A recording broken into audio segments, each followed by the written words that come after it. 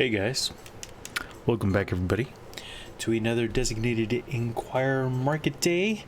My name is Axel. It is 8/31, the last day of the month of 2020, of August rather, not the last day of the year, not last day of the whole thing. But yeah, so here we are. If you generally look at volume weighted prices, etc., price lines, all those kinds of indicators, today is the day where it collapses on itself if you're putting it out for a month, because that's the length of time. And then it doesn't go any further, and you're left with very little data in which to put into the equations as to what's going on. And so it looks like the whole thing collapsed, but it didn't. It's just the algorithm that collapsed. There's no price information to give you an indication as to what's going on versus previous data, because that's where it starts. So in any case, we've got quite a bit to go back down if we ever want to touch the VWAP again. But technically we're at the VWAP now because the algorithm collapsed for the month, because we're now technically into tomorrow's trading day. And some interesting things have been happening a la carte today. If we look at the 5-minute interval of what's been going on, if I go ahead and remove all studies, like so, today we ended up starting the day on really low volume. Oh my god, that's really low. Oh wow, that's low. That's basically been the lowest volume open in a very long time. And if we did have any increase in volume whatsoever, I go ahead and raise this up right here so you can see it. We did have a little bit of a volume bump right here as it was coming down, and over here when it dropped from the sky into oblivion.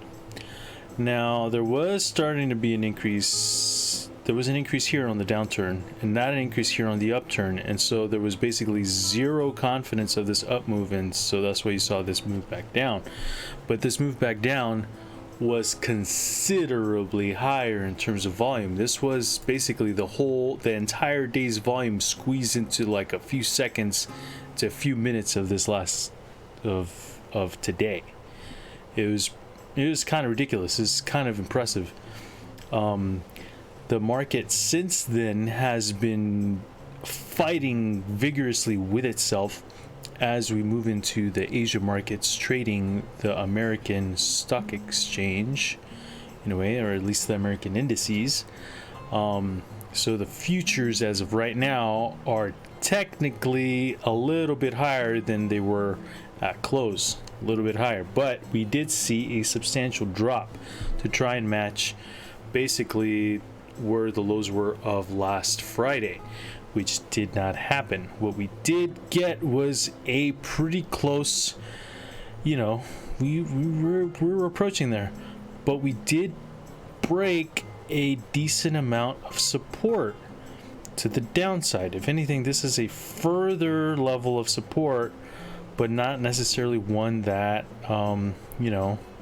has to break right now. But there was a significant amount of support broken to the downside as we went through today and into overtime or into extended hours.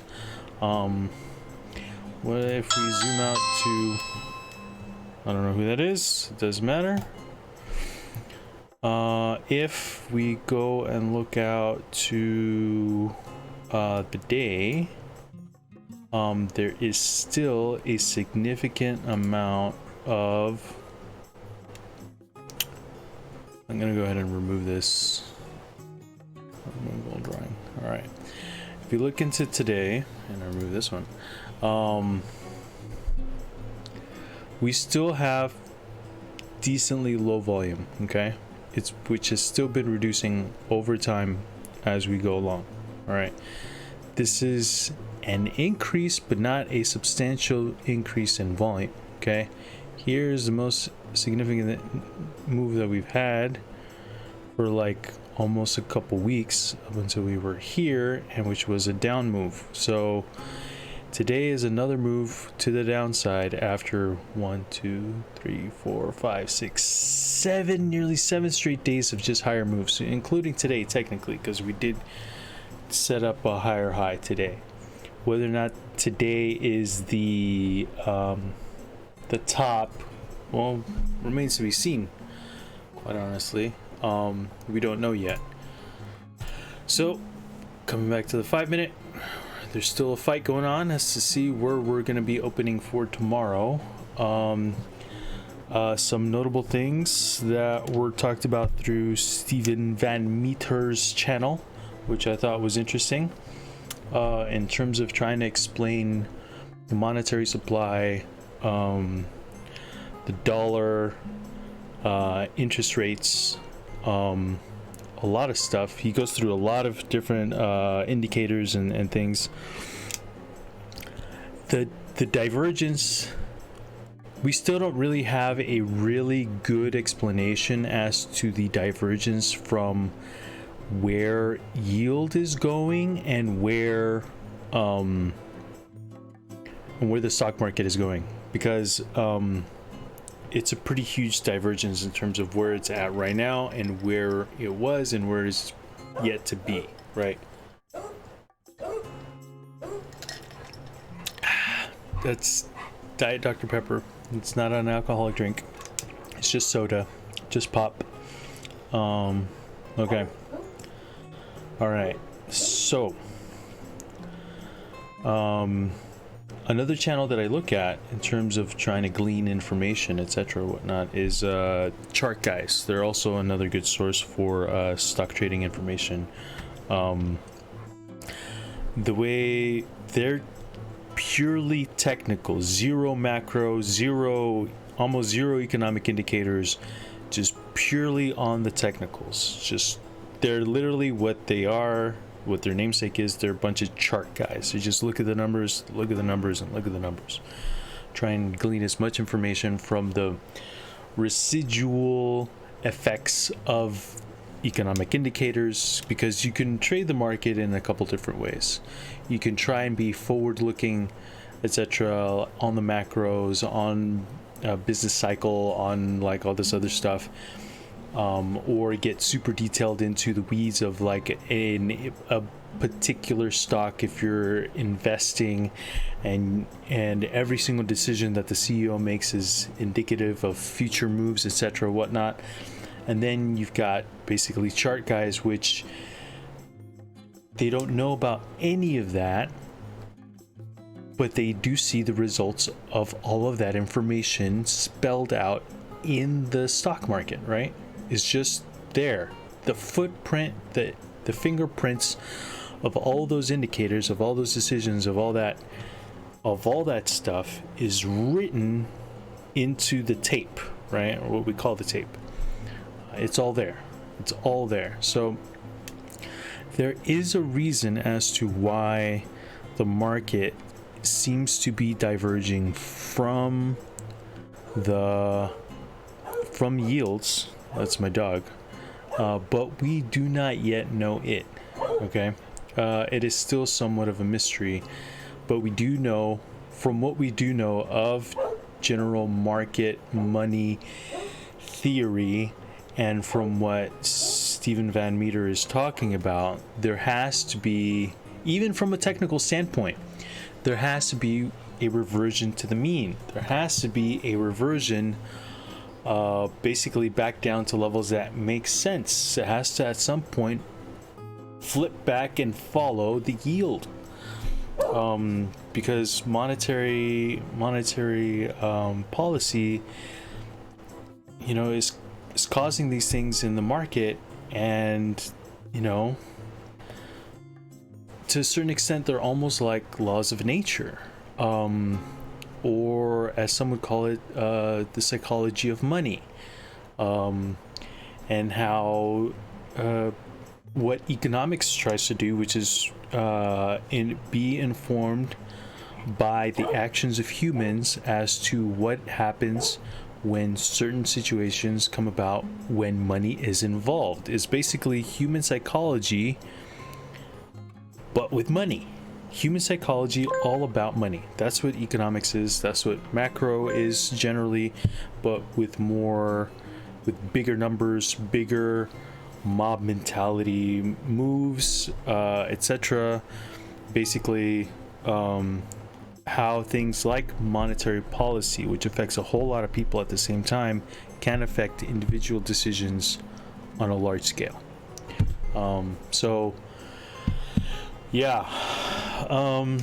Somebody was talking about earlier today about what may happen.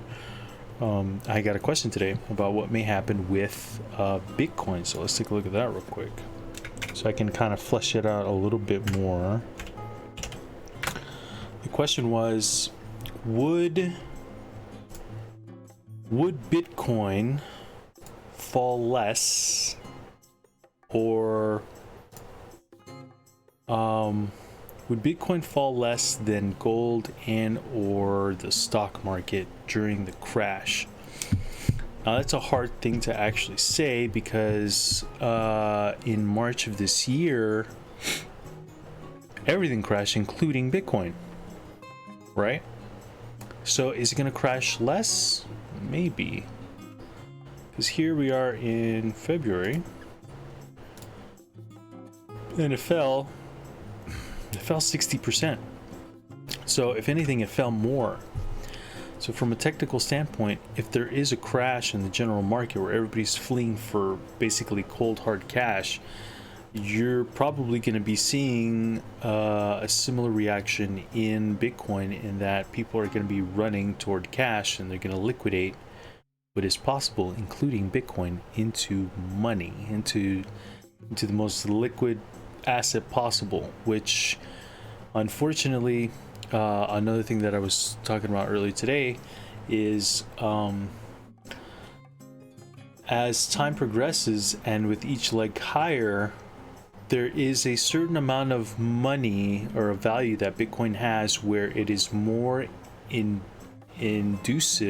conducive to an expansion of the infrastructure that serves Bitcoin. Where there's been generations and generations of people that have been around to basically serve and promote the infrastructure of gold.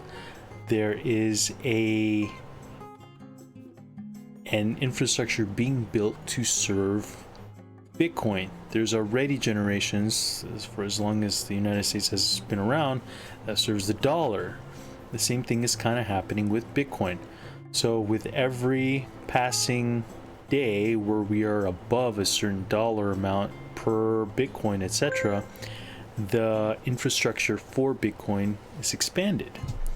And as the infrastructure is expanded, if we flee one other forms of assets into what is kind of considered like a decent storage of value, which is the dollar, it's also going to leave other storages. So let's take a look at what happened with gold real quick, okay, which is /GC. All right, let's take a look at. So here there was a drop, okay, through March. So before that we were in February, okay, which we were already kind of going up because there was already like a scare kind of going on as to like what could happen to the markets, etc., with all of this increased volatility, and so we got a drop here of 15%. Okay, that is half the movement of the market, which was about 30%, 35%. So will there be a drop in gold along with everything else? Yes, there probably will be. Now, will the subsequent move from that low be faster with Bitcoin or with the dollar? Well, let's take a look. The subsequent move from here to the peak has been 43%. Okay, now let's take a look at Bitcoin real fast. BTC. All right, now we're going to look at from March. I'll take it from the same point because it wasn't the very bottom from the other one, just to be fair. And we're only off by a couple percent here. We went up 184%. So even though it could drop faster and farther, the run up after the fact can be a lot more substantial. So that gives us a decent bit of information. So if we're here now, and this looks good now, if we do know that the dollar will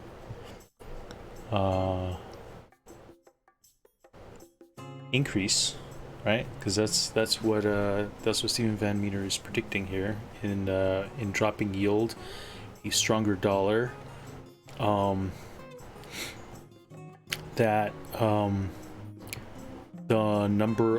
price per, if this dollar is stronger, the price per Bitcoin is going to drop because now the dollar is more valuable. So now you need less dollars to buy the same quote unquote Bitcoin. So the price per is going to drop. So it's not necessarily that the change in the Bitcoin itself has changed.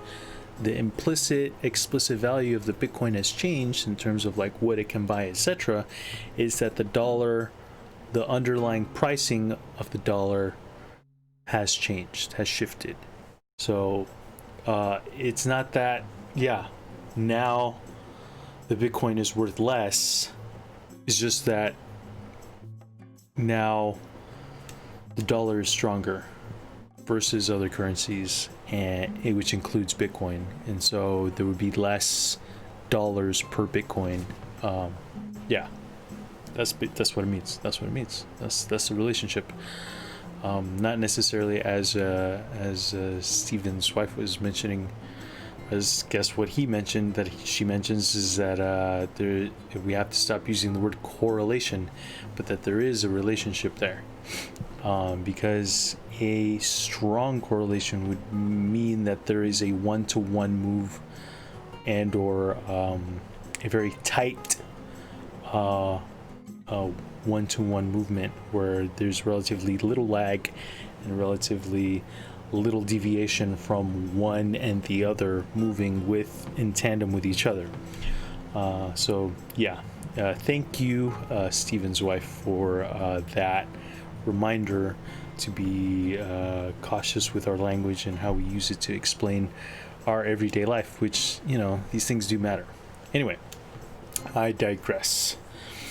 I believe in terms of talk throughout the day on CNBC, there is a fair amount of people that are worried about economic indicators that are going to be coming out later this week. Some have a feeling that the forecasts are probably a little higher than what the actual information will be. They expect a softening of the underlying economic environment. And so if there's further deterioration of the economy, there will probably be subsequent, let's see if I remember, TLT, was that the one that we were sharing? Yeah, the 20-year bond. If that is the case, there will probably be a further deterioration of yield. So, is this the price? Is this what he was looking at here? So in March, yield dropped. So this is probably the yield. A description of the yield of the bond, the 20-year bond. Okay. This is what I'm guessing is what happened here. There was a substantial decrease in that relationship. All right. So, So during this week, there could be further deterioration of that relationship, or of the economy in general, making people willing to pay for less yield. So they're gonna be buying more bonds, including the 20-year. So it's gonna further push down the yield. Yeah, so we'll keep an eye on that, along with Steven. He'll supposedly be back on Wednesday. I will be here every day of the week. Hopefully I don't miss a day this week. But yeah, you guys are welcome to subscribe to this channel as well, to keep you guys selves updated. While my understanding of the market and the economy is not as detailed as Stephen Van Meter, I do share a lot of his prognostication. A lot of what he says makes a lot of sense to me. So yeah, you guys are not in great hands, but I don't, there's a saying that basically goes, the more you know that you don't know that much. I know enough to know that I don't know that much. Anyway, yeah, so that's today. Hope you guys stay safe, stay healthy, and until next time, you guys take care. Bye.